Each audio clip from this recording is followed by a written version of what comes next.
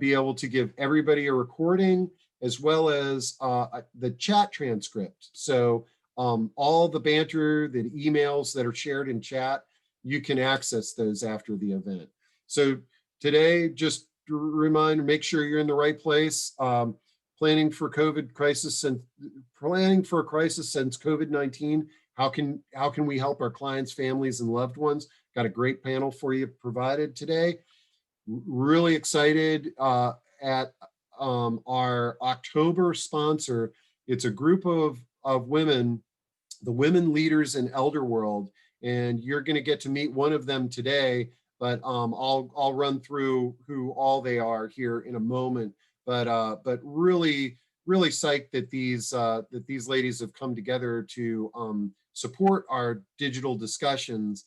And our last month Inspirations Assisted Living and Memory Care, the metrics on their response from sponsoring the digital discussions is great. If you're interested in putting together a group or sponsoring these, just shoot me an email and I'll share with you some of the metrics so you can see. I think it's a really good value to reach an influential audience. Couple of meeting tips. Chat. You guys are using chat. Looks like everybody's posting.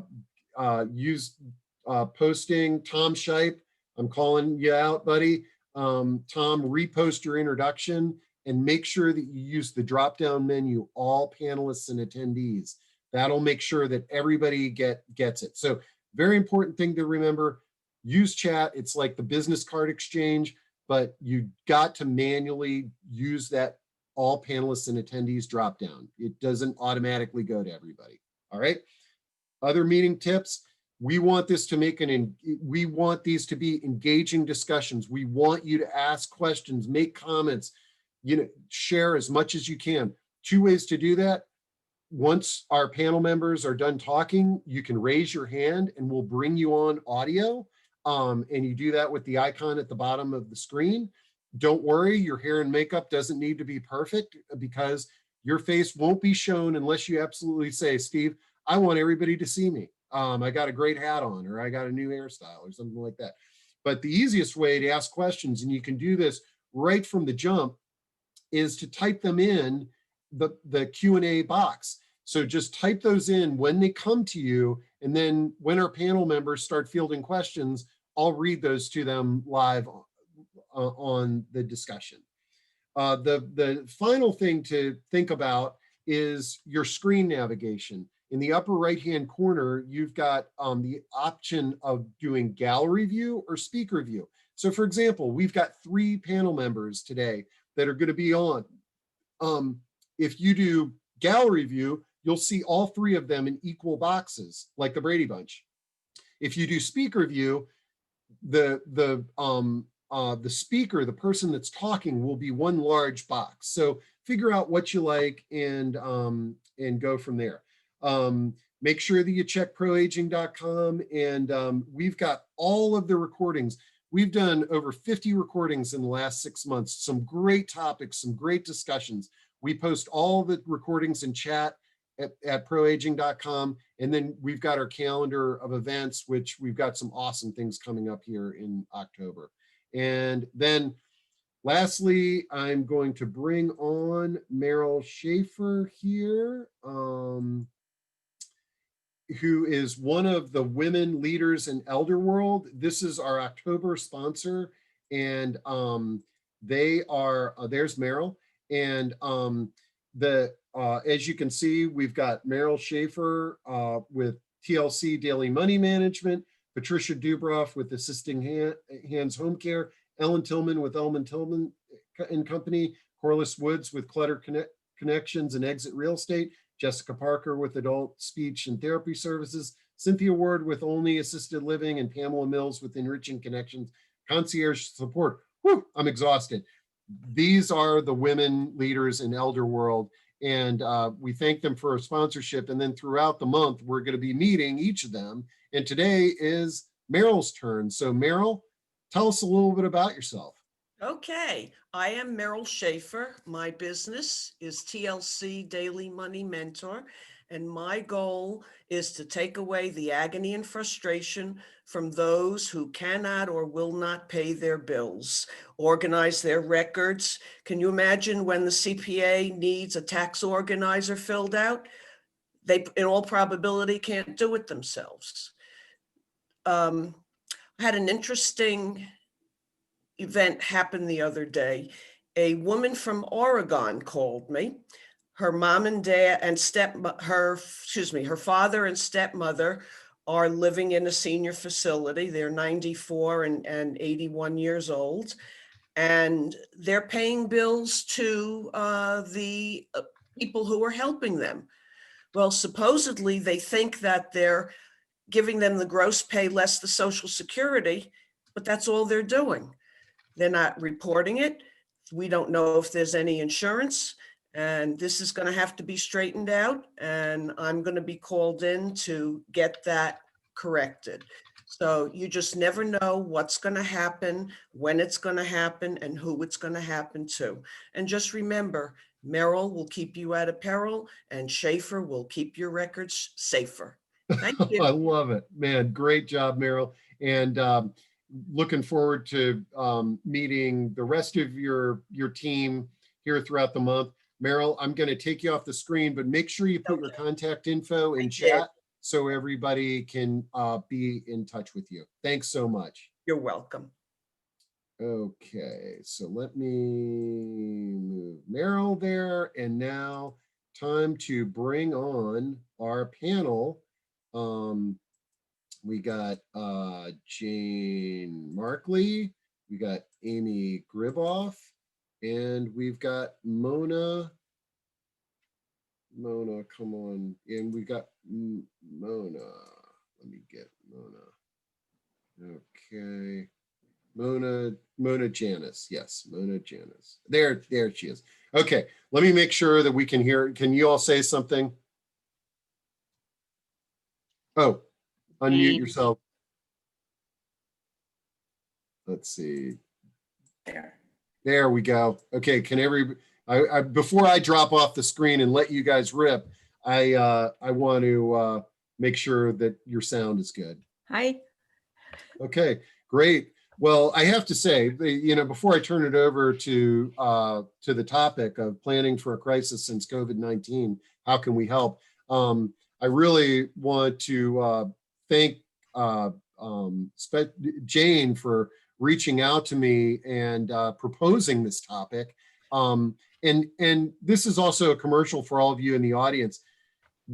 If you've attended some of these, you get the idea of what we're trying to do. We don't want sales pitches here unless it's a super unique product, maybe like a tech product, is that the idea is let's bring the community together under important objective topics, and especially if anything can relate to the new world and COVID-19, we love it because we're all out there trying to reinvent this world for ourselves and our clients. So I'm really excited to hear your presentation today, and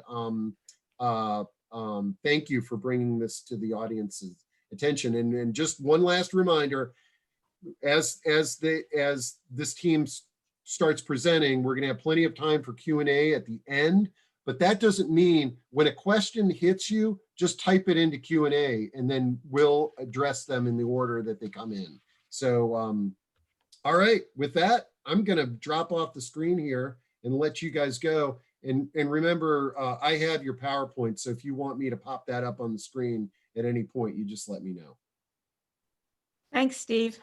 I'm going to start with my introduction. My name is Jane Markley. I'm a registered nurse of over 40 years. I hate to say that, but it's true. And I've spent the last 12 years helping people complete their advanced directives and do their advanced care planning through my company, M. Jane Markley Consulting. Our work is twofold. First, we work one-on-one with individuals to facilitate their conversations with their family, their loved ones, and help them with their advanced care planning to work through the process and of completing their advanced directives. Secondly, we work with providing educational programs, training, and seminars This includes education for 3 groups. First, the general public, where we emphasize the critical importance of advanced care planning for themselves, their families, their loved ones, along with the importance of having the conversations that are necessary to complete their advanced directives. Second, we do work with businesses to help them to be able to provide this benefit to their employee staff. And thirdly, we work with hospitals and healthcare organizations so they're prepared to review your advanced directive and appropriately execute your wishes while they work with your healthcare agent. Mona? Thank you, Jane. My name is Mona Janis, and I was a caregiver for my husband for over 6 years. Amy? Okay, Amy Griboff. I am an estate planning and elder law attorney, and I actually went to law school at the age of 30, which was after my personal experience dealing with probate for my mother and then guardianship for my grandmother. I've been working on a graduate degree in elder law at Stetson University, so hopefully next 2021 I will be getting my LLM in elder law. And I help professionals and clients for over 18 years with elder law and estate planning. So thank you. Okay, so let me give you a quick introduction as to what we're going to cover today. As professionals caring for an aging population, you should all be prepared to address important legal documents and issues such as wills, powers of attorney, and advanced directive. It's critical for your clients and very important for your business as well. In some ways, since COVID-19 arrived, nothing has changed. However, everything has changed, as these documents have always been needed. What was changed is the urgency and the new awareness that people have about the need to complete these documents. The buzz is out there all around because of the crisis that we are all facing in our current world. And you folks are definitely in a position to make a difference. For today's program, I will start by talking about advanced directive, which are desired for everyone age 18 and above. Realizing that you usually work with people who are more senior, this is still relevant because not only do seniors need advanced directive, but so do their children and their grandchildren. Then Mona, whom you've just met, who came to me at the time of a crisis that she experienced with her husband. It wasn't COVID, but it was equally as bad as COVID. She'll address how Amy and I worked with her and were able to help both of them make certain that they had what they needed for their onward journey. Amy will wrap up by helping you see your role in helping clients understand the importance of a will, power of attorney, and an advanced directive, and the need for them to be done early and updated as needed. This is not a once and done type of thing. They need updating. She will also address the 5 Ds of advanced care planning, which will help you understand when your clients should review and update their plans. She will encourage you to learn enough so that you can help your clients in these critical areas. We will leave time for Q&A, so put your questions into the chat room whenever they come up. Let's get started with advanced directives. Since the pandemic made its way through our country and the world, more and more people are discussing the importance of documenting their wishes while they can, because the threat has seemed much more real to them. You who support the well-being of seniors are in a perfect position to guide and counsel people to do their documents sooner rather than later. They don't need to wait for a crisis to come along. But when that crisis occurs, there is frequently no time to ask questions and have the necessary conversations to be able to complete the required documentation. It pays to do that in advance and have the necessary conversations. And your reminders to do this for your clients can be critical. That is why it is important for people to do this from the age of 18 forward. If by the time you are caring for these people, and many of them do not have the documents these days. So it's extremely important for you, and you are instrumental with your client and their families by helping them with this process. Helping this can only increase your value to them when they see that you are out for their best interest, even though they may not like the subject. If they already have them in place, you should encourage them to do a careful review to ensure that they are still current. This is called the 5 Ds that Amy will address shortly. Although people have needed advanced directives prior to the current pandemic, a sudden crisis like COVID-19 or other issues that may affect your clients increase the awareness and the need for advanced directives and legal documentation. COVID-19 has caused many people to reconsider what they think they want in terms of medicine and treatments should they get the virus. They've learned a whole lot more about what modern medicine can and cannot do for them. And they have reassessed their plans that they've already made to ensure that they get the type of care that they truly want once they've learned more about COVID. Others who have been thinking about doing advanced care planning but have put it off have moved forward to execute their advanced directives during the pandemic. You should be well enough versed in advanced directives yourself to encourage your clients to complete them. For those who need it, hold their feet to the fire, get them to complete their advanced directives, and know to whom you should refer them if you need more help and if they need more help. If you are not comfortable about doing this yourself, feel free to contact Amy or me to learn more about having the conversation and giving the gift, one of my mantras. Review the references we have provided you. And Steve, if you throw up those references, that would be helpful. At a minimum, take a look at these. I strongly recommend that you do your own directive first so that you can appreciate how the process works. If you look at none other on this list of references, make sure you check out the Conversation Project, because it's the one that gives you a lot of the guidance of how to do the process and how to talk to your clients. So hold your clients' feet to the fire and get them to do it. And I'm I'm gonna cut and paste these into chat so people can reference them now. So I do recommend that you do your own directive first so that you can appreciate how the process works.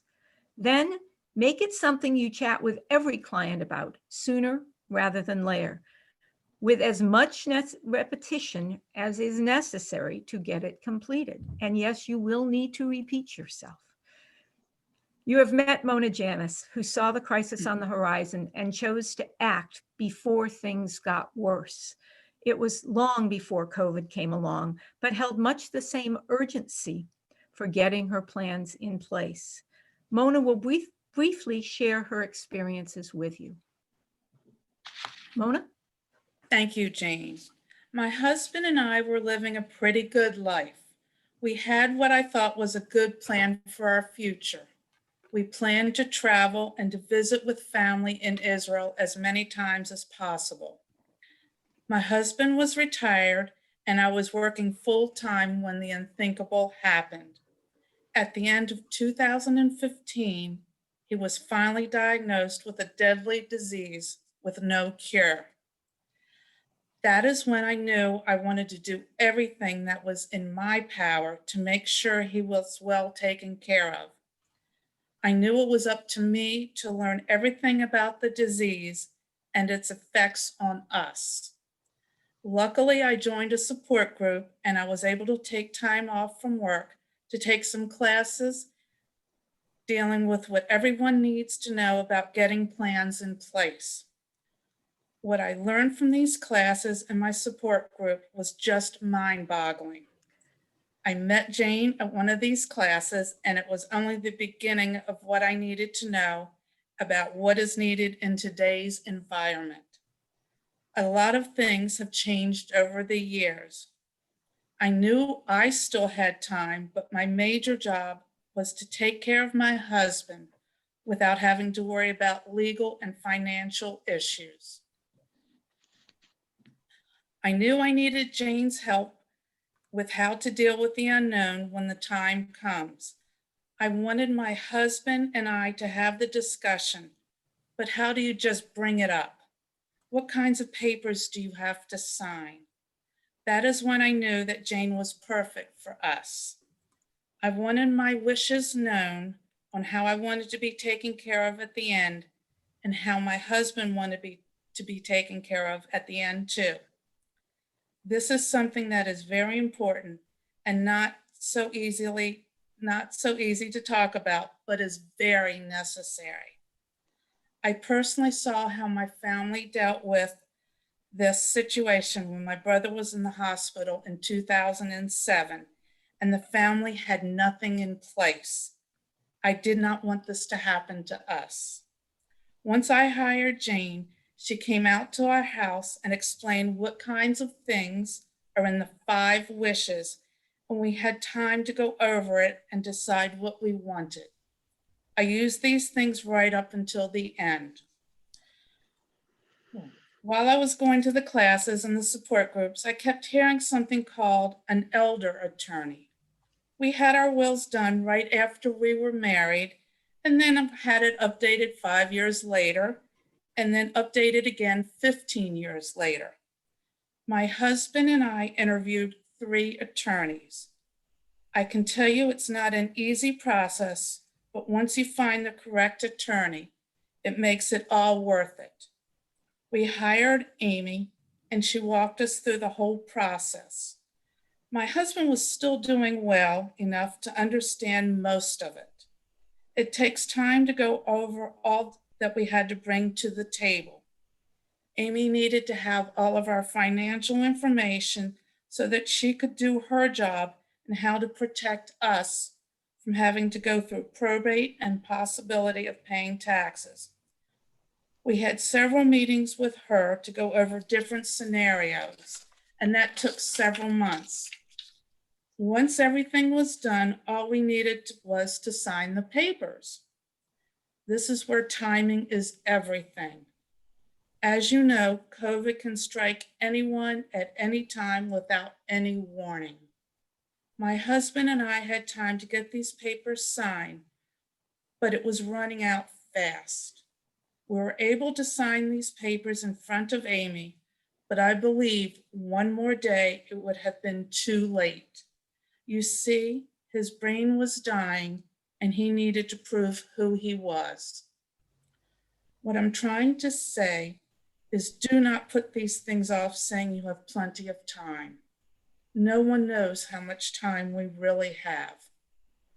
Without both Jane and Amy, I would not be able to concentrate on being a caregiver like I wanted to my husband. As I have told everyone, I was the best caregiver that I could be, and I would do it all over again if I had the chance. Amy? Thank you, Mona. So as Jane has mentioned, there's 5 Ds, and the 5 Ds really can be used for advanced directives and healthcare planning, as well as really all estate planning. So these are some of the reasons that people either update their advanced directive or look to update their estate plan. So first D, diagnosis change. So I had one client who had cancer, had been cancer-free for over 10 years, and then in her 80s, it came back. Her diagnosis had changed, it had gotten much worse, and we really needed to do a review of her estate plan at that time. Another D is a decline in your health. So maybe somebody has early onset dementia, but as Mona mentioned, it's moving along. And sometimes, unfortunately, with Alzheimer's and dementia, everybody experiences it differently. And it could be a very slow decline, or it could be a very fast decline. So get your clients to do planning sooner rather than later. If there's a death, so if a spouse passes away, a child passes away, another D. If there's a divorce, it could be you're getting a divorce from your spouse, or your client is just going through a divorce, or maybe even their children are in the middle of a divorce. And perhaps we want to take a look at the estate plan and see if it needs to be updated.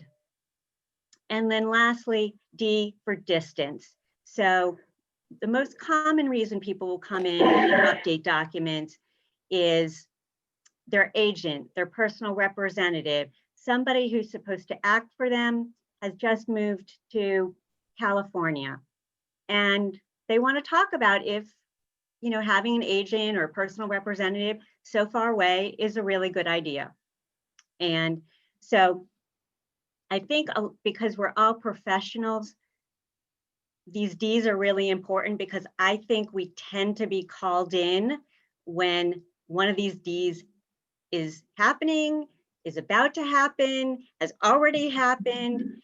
And so I just recommend that you really just keep your antenna up to see what's going on and see how you can add value to your clients. And so one thing I do to add value to my clients is to try to look at the big picture.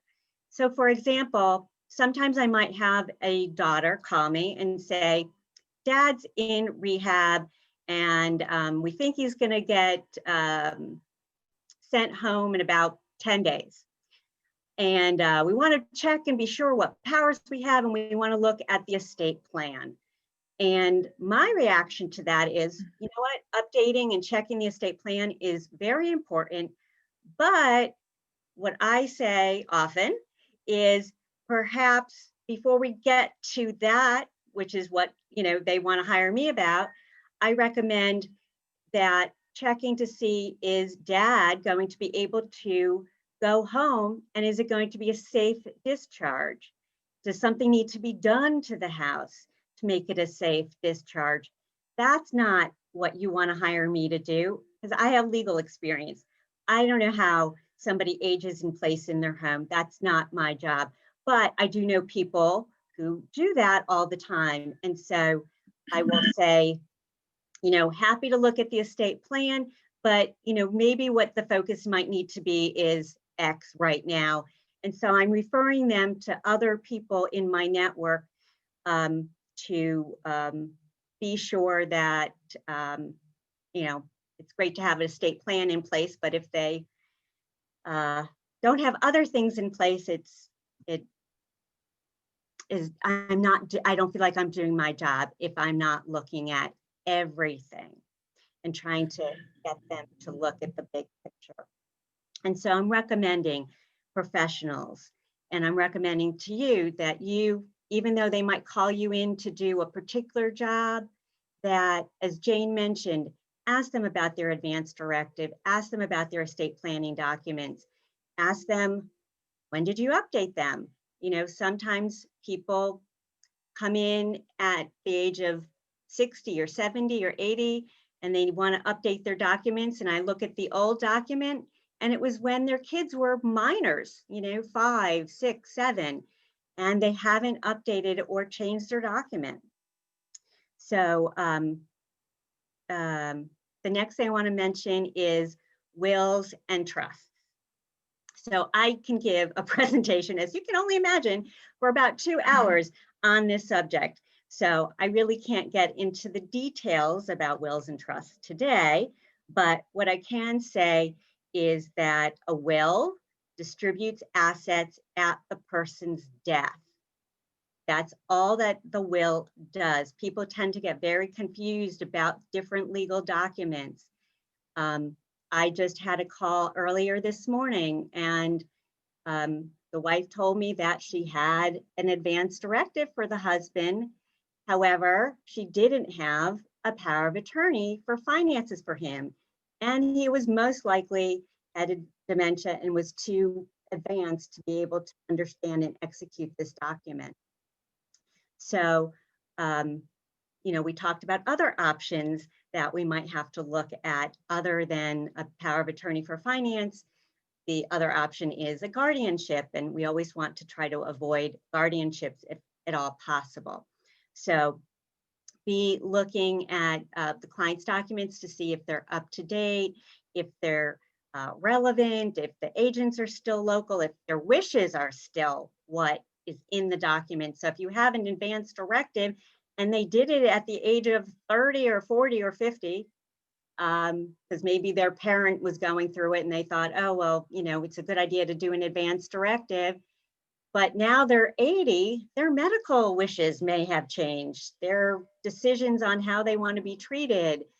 Even in this COVID situation, I'm finding clients are coming in, they want to talk about their advance directive and possibly making changes to it because of the current situation of possibly getting COVID, possibly ending up on a ventilator, and wanting their wishes known and wanting it documented.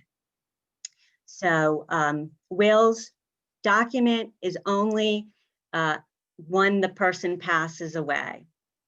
A trust, we talk about a trust when sometimes people will come in and they want to avoid probate, which is estate administration. It's a court process. They're concerned about guardianship. They want to avoid any kind of guardianship. So we might be talking about a trust. Everybody's situation is different. Sometimes people will come in and they don't know if a will or a trust is going to be better for them, because both of them deal with what's nice about the trust is it deals with disability, but it also deals with death at the client's passing.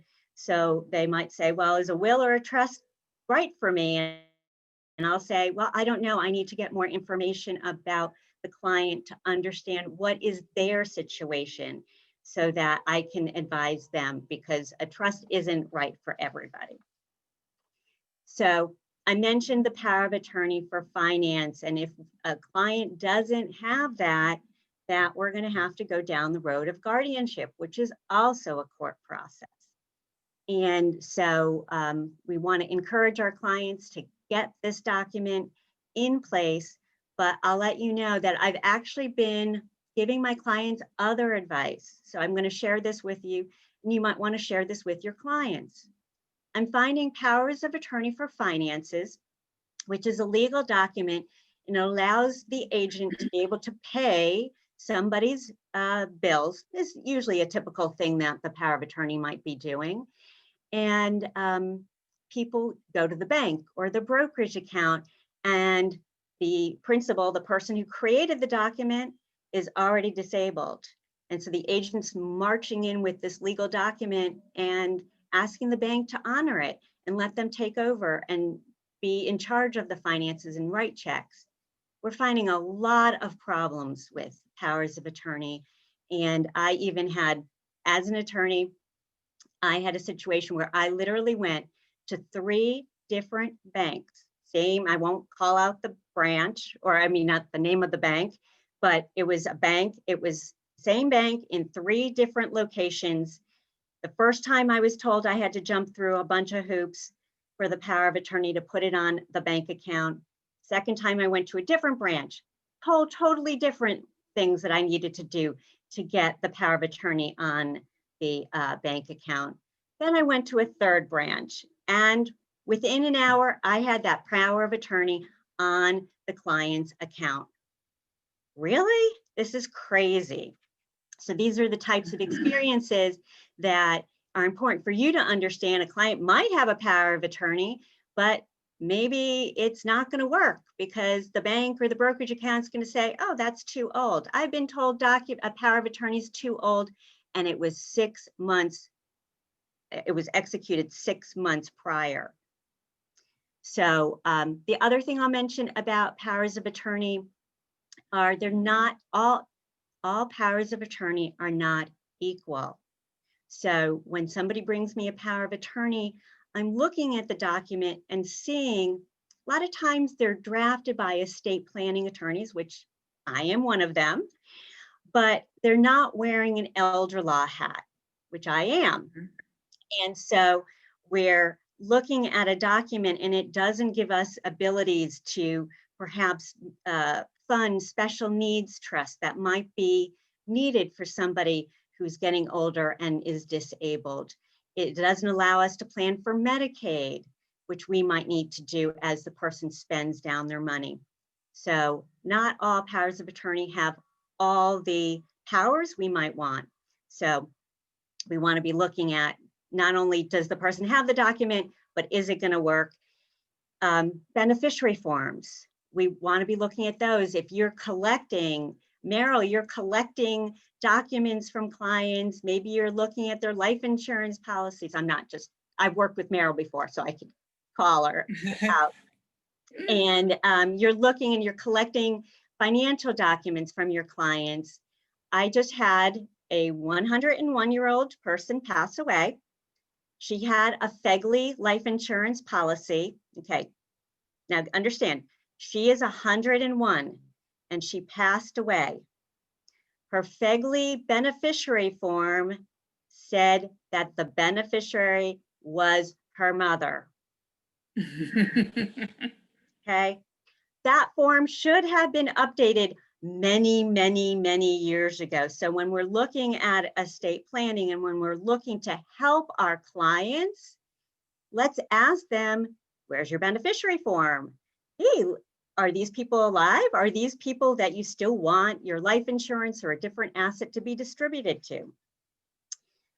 This 101-year-old, when she passed away during COVID, she had an animal. No one wanted this animal, and there was the plan had been that we were going to give the animal to like a shelter. But during COVID, every single shelter, humane societies, all closed down. So we had this cat that we had to deal with for several months until we could figure out what to do with the cat. So pets are often people's priorities, loves. And so again, you see a pet in a home, talk about planning for that pet. What's going to happen? Where's the pet going to go? And so again, just we want to encourage our clients to discuss and complete these important documents to make sure that they reflect the client's current wishes, not wishes from 20 years ago or 80 years ago. I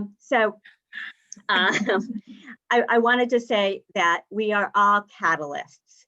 So we are, for our clients, we are a spark. We are an impetus. We're inspiration to them. We are encouraging them. We're motivating them to do their planning and make sure that their plan works when it needs to work and that their wishes are actually carried out the way they plan them to be. So thank you. I'm going to hand this back over to Steve. And I see that we have a few questions. Oh, yeah, no, really good, very interesting. And I really thank you, Mona, for coming on and sharing your caregiver story. And it's something that I've really, over the last, 10 years, I've really tried to do at as many live events as possible, because so often these programs, they're providers lecturing to providers, and we don't hear the voice of the end consumer and the person that actually has to navigate this confusing system that we sometimes take for granted. So I really appreciate you sharing your story, and I'm really glad that that while it was very challenging, you were able to connect with some providers that were able to help you. Those of us in the field are too often talking to people that had to go through so much trial and error to get a solution. So thank you. Thank you. Thank you. Okay, let's see. Let's kick it off here. Catherine McCallum, how has the push to integrate electronic health systems, EMS, CRISP, etc., affected with the preparation and maintenance of advanced directives, powers of attorney, etc.? And before you answer that, just to tell everybody, you can continue to type in your questions, but if it's easier for you to just raise your hand, pressing the button and raising your hand, we'll bring you on and you can verbally ask your question. So who wants to take that one? Electronic health records. Jane, we can't hear you. Oh, I think Jane sits on a board and really has the pulse of what's going on. So Yes, she is.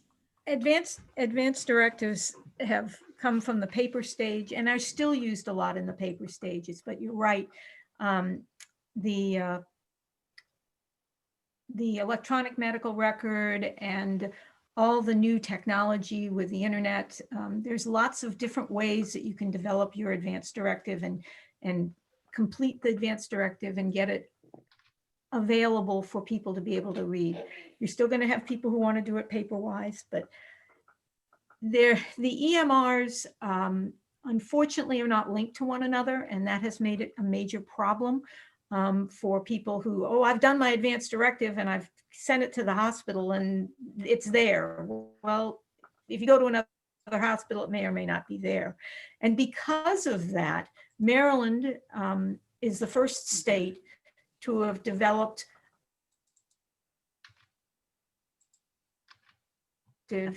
into the Maryland system and available at every hospital in Maryland. And that's through, as someone said, the CRISP system, the Chesapeake Regional Information System program. And that is done through Voice Your Choice. And I have Voice Your Choice on the reference sheet that's probably been put out already in the chat room for you. Go into Voice Your Choice. It's used here in Maryland. Go to the top right corner, click the little green bar, and you can either complete your advanced directives through that bar, or if you've already got one, you can take that, scan your advanced directive and upload it into the system so that we make sure that it is available and it is the most current document that you've uploaded. We're not wondering which one's current, because we know if it's in CRISP, it should be the most current. And that's up to the individual to make sure they have any updates and put them back into CRISP when they have updates. But yes, it's still a problem nationwide. There's no doubt about it. I encourage everyone to give their advanced directive when it's completed, signed and sealed, to anyone with whom they've had that conversation, so they have a reminder, and make certain that those people in Maryland and Delaware and part of West Virginia and a little bit of Pennsylvania get it into CRISP, because they're all using CRISP. Okay, great. Let's see. Okay, next, well, Rachel Cohen says, Mona, thank you for sharing your story again. I think that's great. And let's see, Judy Wagner says, for Amy, I've been looking to update my advanced medical directive. I've seen some pro formas that deal with the different stages of dementia. Have you put together an advanced medical directive with this type of information? Any thoughts on this? Okay, so thank you for that question. And I guess I'll start, and Jane, you might have additional information. So about 2 years ago, there was a case out in Washington State where somebody had done an advanced directive when she had early onset dementia. Nora Harris, I believe was her name. She's now passed away about a year ago. And, you know, so she did the advanced directive, and then as the dementia progressed, was trying to, well, her family was trying to implement it at the end stage dementia, and her wishes were not followed, which we can go into another story about why her wishes weren't followed. But what that created was Washington State came up with some very helpful documents about if somebody has dementia and what kind of language you might want to include in your advanced directive. And so I've been using some of their language in my documents and encouraging my clients to address that. Washington State has been the leader in the country. You know, an advanced directive is anything someone writes down, signs, and gets a witness to it. So it doesn't have to be a particular form, but most of these forms that are being done in this manner will be tested as we go forward to see how effective they are and what the plan is for. It's important, if you've got opinions and feelings and attitudes about how you want to be cared for, put it down in writing, because we can't guess after you no longer can speak for yourself. Rachel I just glanced at chat, and Rachel also had another question in chat that I'd love to hear your response to. Given COVID, are you finding that clients are more or less open to being put on a ventilator?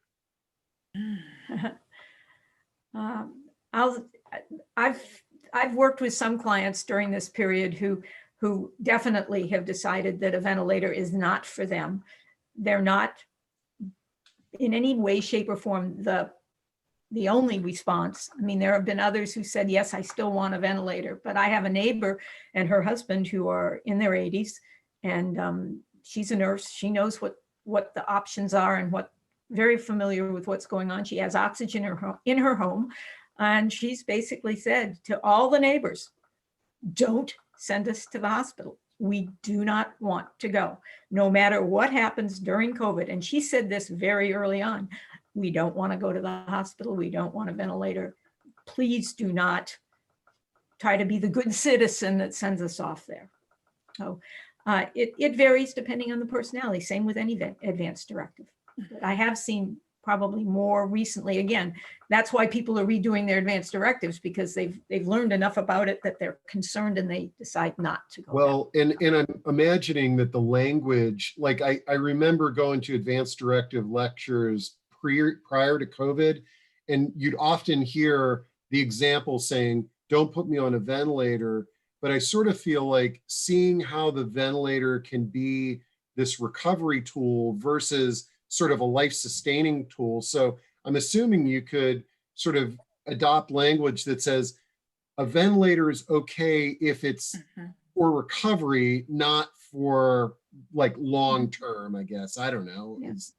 And a lot of people say, I'm willing to stay on a ventilator for 2 weeks, then please reevaluate and remove me if I'm not going to get better. Great.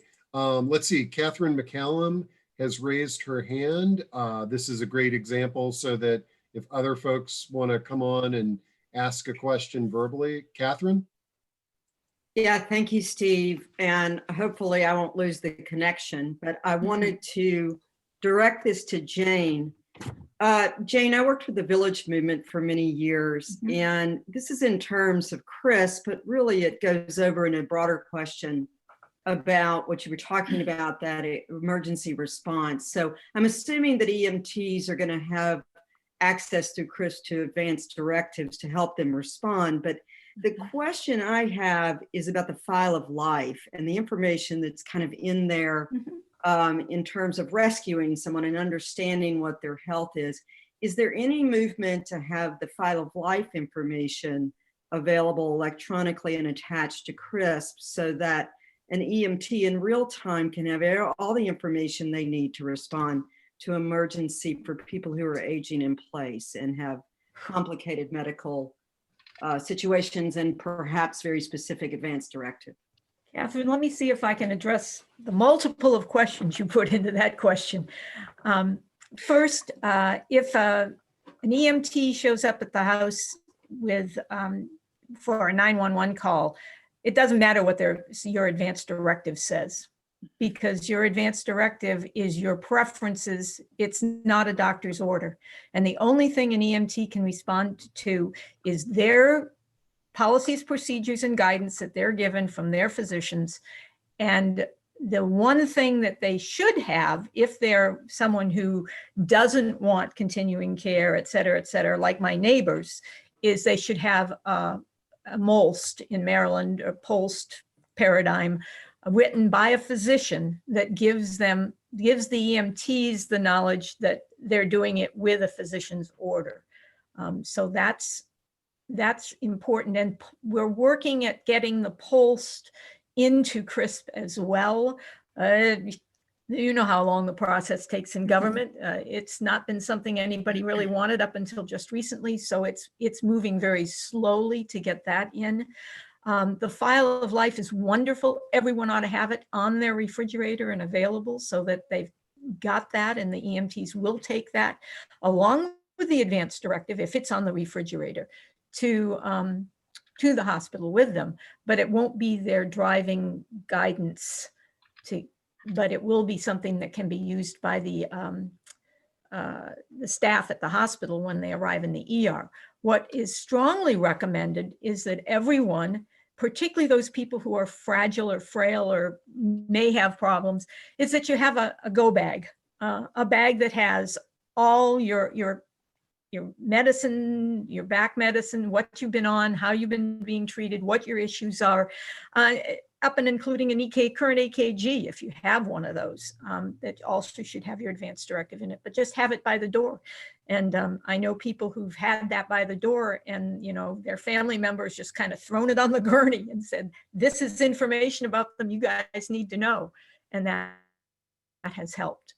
So I hope I answered all the piece parts of that. That Catherine? was a tremendously excellent answer. Thank you. And the MOLST, of course. And so should a copy of the MOLST be with the file of life as well? Absolutely. Okay, thanks. Perfect. Great, thank you. Okay, let's see. Ada Horsfall from Life Matters asks, what is the cost range for advanced care planning services? Advanced care planning services vary in terms of their cost. If you're someone who's already done most of the work and you just want an hour of my time or an hour of Amy's time, that's what you'll be charged. If you want to start with me from scratch, I charge for one person $399 for a year's worth of support, and that includes 5 hours of work on my part to assist you over that time frame. And that sounds maybe like not a lot of hours, but put an advance directive together. It's not Amy or I who put your advance directive together, it's you. So the homework we give you to do your advance directive is the work that has to be happening. And so our role is to be your kind of accountability partner to make sure you're moving through the process of developing your advance directive appropriately, and checking all the blocks. Great. Joanne Seeley asks, does the surviving spouse of a deceased automatically become the beneficiary by default, or will this have to be put in writing? Amy, over to you. Yeah. Okay. So actually, let me just pull up the question again. Oh, sorry. Every state is different. Clicked on it here. Let me. Oh, can you just repeat it again? Because does the surviving spouse of a deceased automatically become the beneficiary by default, or will it have to be in writing? Well, let's see. If you do nothing, each state has written their own will. And so I had a situation where a lawyer passed away and left his wife and 4 minor children, and had no will or trust. And part of his estate went to his wife and part of it went to his 4 minor children. So I wouldn't assume anything automatically goes anywhere, and best to have, I also had another situation. It was a government benefit, and person dies. I had told the client to make sure that, to be sure that there was a copy of the beneficiary form, because when we went to the government, they had an old version of it. And then, because I've had this experience before where the new version of the beneficiary form somehow gets lost somewhere, we were able to prove and show whatever government benefit it was, I don't recall, the new form, and say, this one was executed, go check your files again. You should have this. Updating and having copies of beneficiary forms that you've submitted and your clients have submitted, really important. Okay, let's see. All right. Okay, Jennifer Brown, how are legal documents currently being witnessed, notarized, signed, and executed remotely? Are there new legal accommodations being made for executing documents without everyone being in the same room? What I'm doing with mine is basically have been luxury of being able to do it outside for people's front lawns or over the back fence, where a neighbor does the witnessing and papers are passed back and forth in that kind of environment. But there are ways, Amy, you can address the Maryland statute on that. Right. So I am not doing any remote notarization. The law that they came out to be able to do remote notarization requires you to record the event, and we don't really know how long you might need to keep that recording. For example, wills do not need to be notarized. In the past, because we all would sit around the conference room table, I would notarize every will. Now I have taken the notarization off the will document so that we don't need that requirement. Remote witnesses are much, much easier, and lawyers are using and following those rules that have come up during the COVID emergency. So remote witnessing is very easy. We can do that. I've also gone to people's homes where we've sat out on the porch and executed documents. I have some colleagues who have clients drive up in the parking lot and everybody's standing around the car outside, witnessing and notarizing it. And I have started bringing people back into the office so that I could notarize documents, and just trying, the best to keep everybody 6 feet apart and wear our masks and follow all the protocols. But while we're answering this one, I saw another question out there. Advanced directives in Maryland do not need to be notarized. There's only 4 states in the country where they need to be notarized. Everywhere else, they need 2 witnesses who are not expected to gain from the loss of the people who've written the documents. Great. Thank you for answering that question, Jane.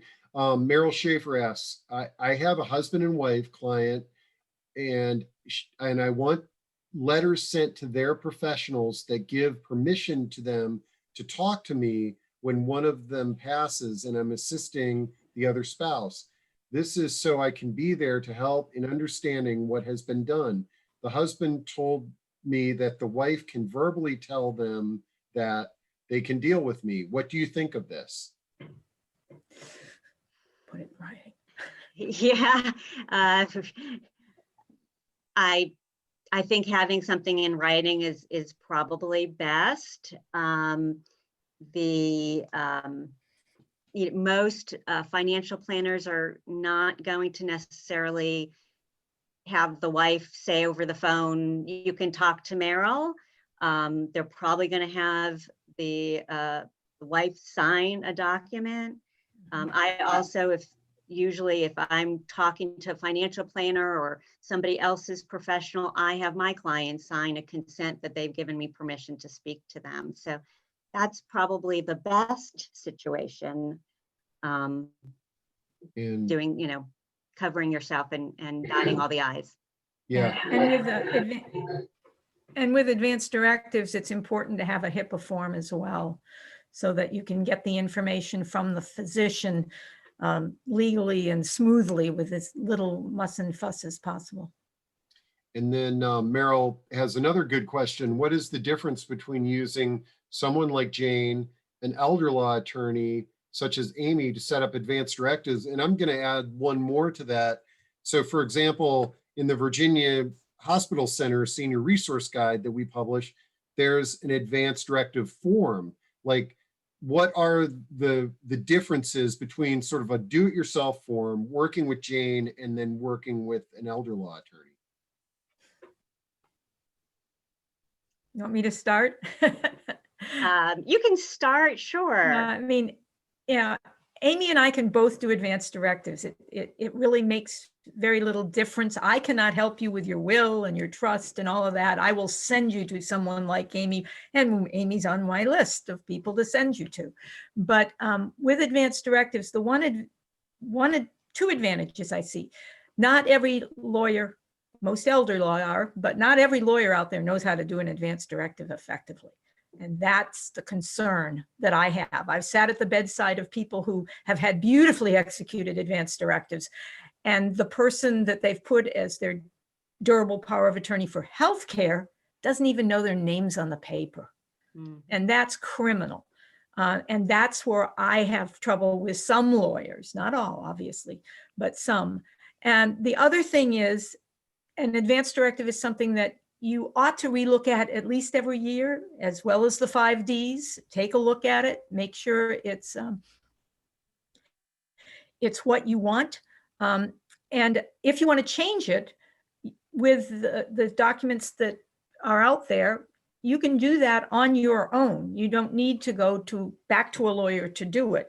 What I say to everyone who says this and says, well, I've already got this, do I have to go back to my lawyer? I say, you may, certainly. But if you want to do it on your own, you can certainly do it on your own. But the one thing you really need to do is send a copy to your lawyer so that they have the updated copy.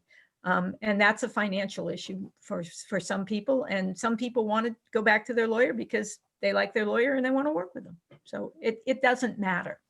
Yeah. And Jane, I would just add, the difference I see between Jane and I, some people come in and they know what they want on their advanced directive. The time I generally will allot to work with somebody on their advanced directive is approximately an hour. If somebody comes in and I feel during that initial consultation, there's no, they don't understand things. I mean, they need somebody like, I think Jane, you said you spend at least 5 hours with them, somebody who really needs somebody to hold their hand and give them a lot of time. Jane is going to be the perfect person. The other thing I just want to, mention, and I agree with Jane, not all planning attorneys are equal, but the other thing I've noticed is somebody will come in with their advanced directive and their most, because if I think it's appropriate, I bring up the most form. Again, that's the doctor's order. And I look at the two documents and they don't work together. They do opposite things. All right, getting a little excited. All right. So it's just so important that somebody that knows what they're doing is looking at the documents, and if they're conflict, say, we have a little problem here. Yeah. And as a nurse, I have a tendency to have more of the medical background that I can help them with, to help them understand what CPR is, what ventilators do and don't do for you, et cetera. Great.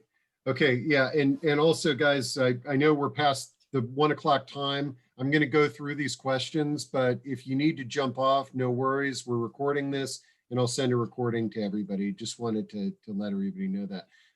This is great. We love the questions. Okay. How do you find advanced directive for healthcare caregivers when your child lives on the West Coast and has no interest in being your caregiver on the East Coast? I think having the conversation with who you are putting on your advanced directive is really key, huh? Yeah.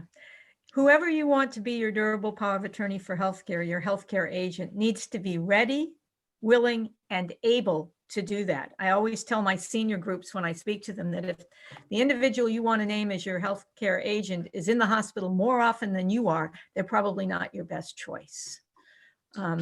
It's hard. I don't recommend that. I don't say to people, oh, you ought to have your spouse as your healthcare agent, because most spouses are so emotionally tied up in everything and invested in you living that if you don't want as much care, then it's going to be really tough on them to let you go. And so you need to find the right person. And again, with my seniors, I say, make friends early, make young friends early. I mean, that sounds silly, but you need to find somebody who you trust, and you think can speak for you if you can't speak for yourself. It isn't easy in some cases. I mean, when you have the older senior whose family has all died off, and their loved ones have gone ahead of them, and they're struggling. There are agencies that will do that. Social work in Montgomery County has a mechanism to help people get someone to be their healthcare agent. I would always ask somebody who you hire to do that, how many people are you a healthcare agent for? I tell people, if you've got more than 5 people you're being a healthcare agent for, you are probably got too many people. Because if they all have crises at the same time, there's no way you can bounce back and forth between all those facilities and take care of them effectively. So it needs to be kept to a minimum. I hope that answers it. Let's see. Meryl Shafer, how does MOLST relate to advanced directives? This is always the question that people ask. There are some people who think they're the same thing, and they are not. An advanced directive should be written first. You always should have an advanced directive. As I say, start them at 18. MOLST is a little more challenging. The POLST paradigm, which was developed in Oregon, and now there is a POLST or MOLST, depending on the terminology the state chooses to use, in every single state across the union, and in the District of Columbia and Puerto Rico.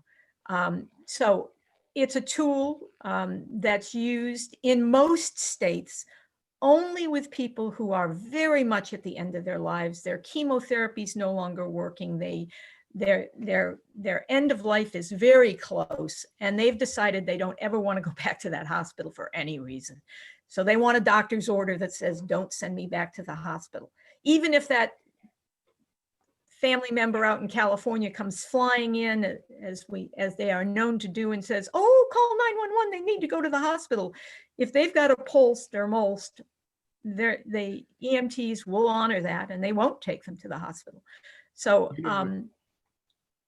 this is not a question from an attendee, but I'm kind of curious on Mona's take on this too, is that, it's one thing getting these documents done, but it's another distributing them to the right people and the willingness to share that information.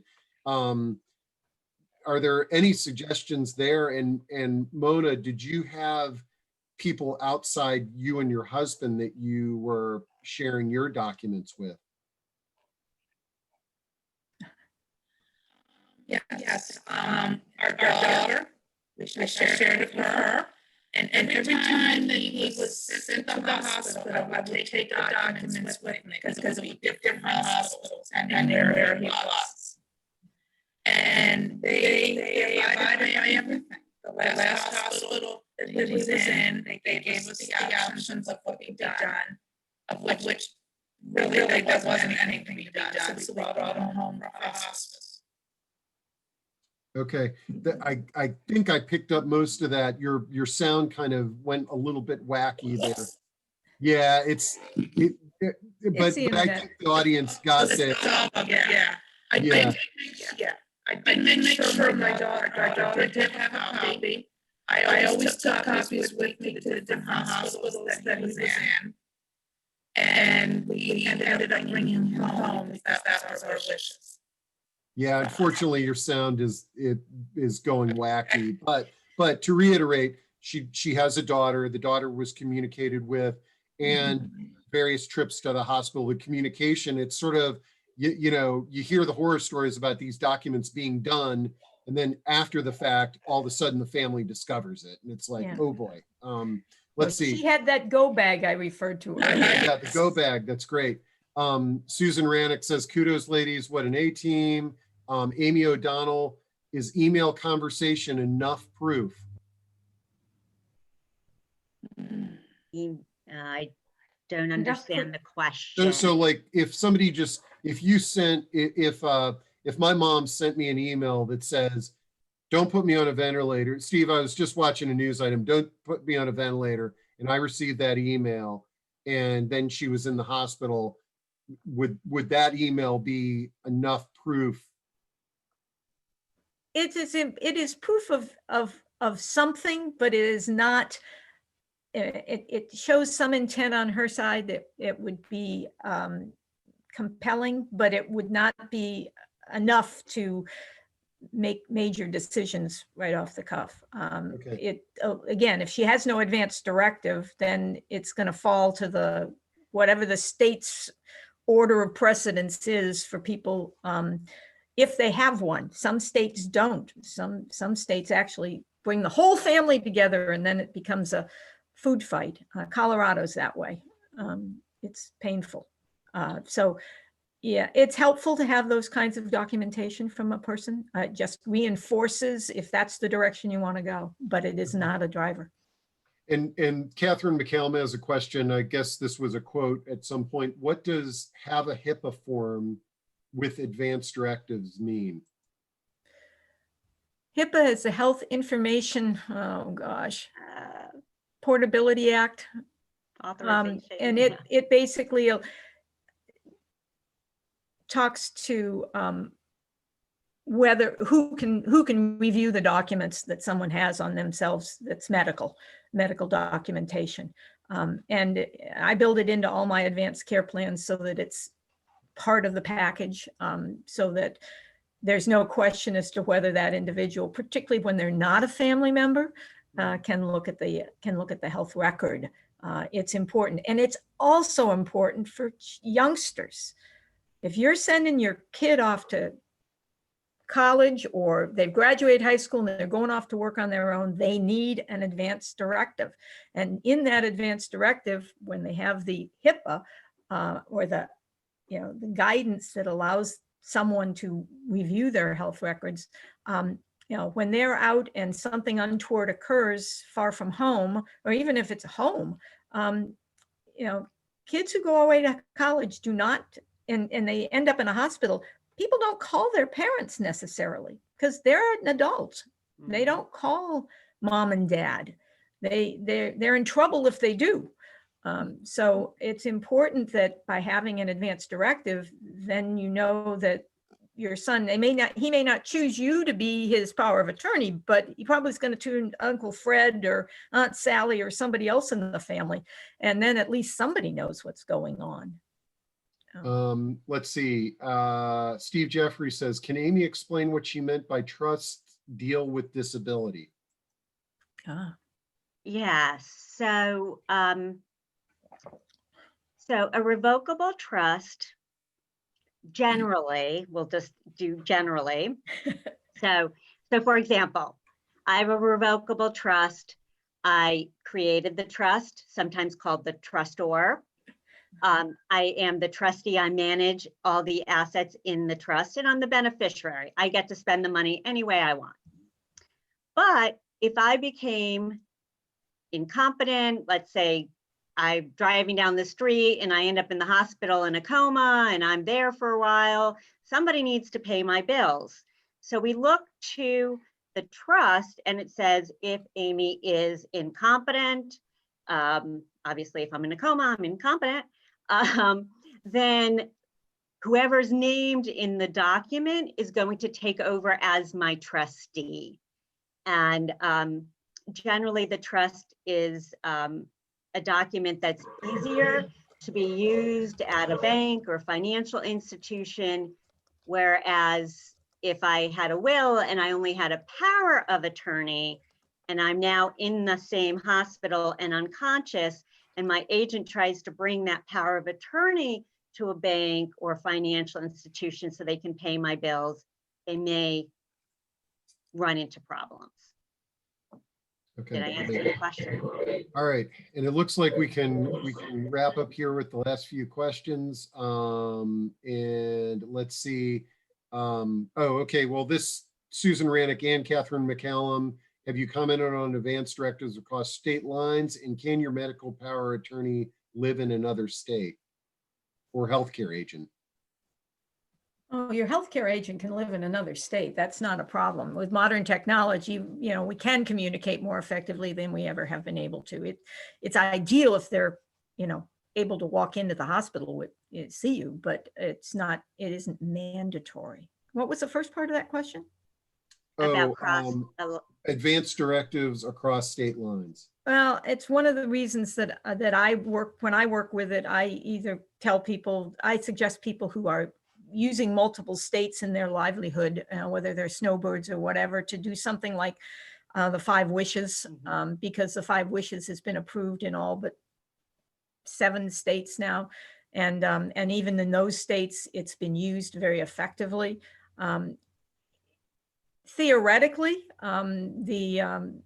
you can use anything you want, including in the back of a napkin, as long as it's witnessed. The problem comes if the state that they're in when the incident occurs finds that there are family members who have differing opinions as to what kind of care you want. When that happens, the fan gets hit big time, and litigation is a major issue. And it's important if the attorney at that hospital says, well, this doesn't meet our requirements in our state, and whatever that may mean or be, then it becomes a food fight. And that's what we're trying to avoid. So I always encourage people to use 5 wishes because of that. A big problem right now is the Virginia and North Carolina border. They're refusing to use each other's across the line. Now, as I say, it becomes a food fight. So great. Make sure you get it done. That's the key. Most medical personnel are thrilled to have anything, just anything that tells them what they're supposed to do, because they want to do what's right for the patient, and they don't care what state it was done in. So until it becomes contentious, it's fine. Great. Well, man, I had no idea that we would go an hour and 20 minutes, but lots of good questions, which means that the audience is the one that drove the presentation today. So that's fantastic. So I'll give you guys the opportunity to, make some closing statements if there's something you want to share. Also, just to let everybody know, I'll send the recording, I'll send the chat, and I will send the PowerPoint with those resources to you guys out this evening. So without that, any last things? I thank all 3 of you for such a thorough presentation. Well, thank you for the opportunity to share this information to the community, because people dealing with seniors need to know about this, because we in the industry depend on you to bring it up again and again and again, be the broken record, so that people will do them. I don't care if the mailman talks to them and tells them they need an advance directive. You need an advance directive, and we need to get more people to complete them. Great, thank you. And so in closing, Patty Fadley just said, excellent presentation. I learned so much, even from a personal aspect. That is one of these things. We guide our clients and we guide them, and we're good at helping them through crisis situations and planning. And so often some of the things that I'm telling my readers and people about, I'm like, wait, I haven't done that myself. So this is a great reminder for all of us, whether we're guiding people or doing it for our own families. So thank you so much. And we will see everybody soon. Hey, thank you. Thank you. Bye.